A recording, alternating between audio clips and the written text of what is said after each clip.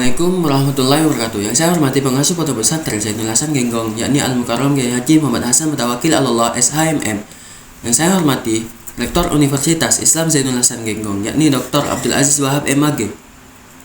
Yang saya hormati Dekan Fakultas Ekonomi dan Bisnis Islam, yakni Bapak Nutupa MM. Yang saya hormati Kaprodi Ekonomi Syariah, yakni Bapak Abdul Ghafur MEI. Dan yang saya hormati dosen pengampu mata kuliah pengantar ekonomi, yakni Ibu Munifa ME. Saya atas nama Muhammad Rizky Wirahadi dari Prodi Ekonomi Syariah kelas 2B akan menjelaskan mengenai materi teori produksi dan biaya produksi. Pengertian teori produksi dan biaya produksi. Teori produksi adalah dua konsep dasar dalam ilmu ekonomi mikro yang membentuk landasan dalam analisis ekonomi terkait.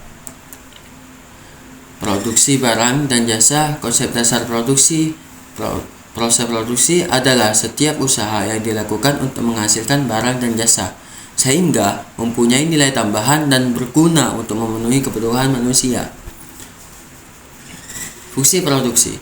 Fungsi produksi adalah hubungan antara output dengan input. Fungsi produksi untuk setiap komoditi adalah suatu persamaan tabel atau grafik yang menunjukkan jumlah maksimum komoditi yang dapat diproduksi. Jangka waktu produksi.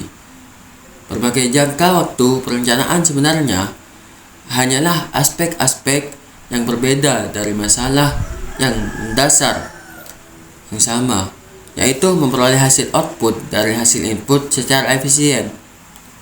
Jangka waktu produksi dibagi menjadi dua, yaitu jangka pendek dan jangka panjang.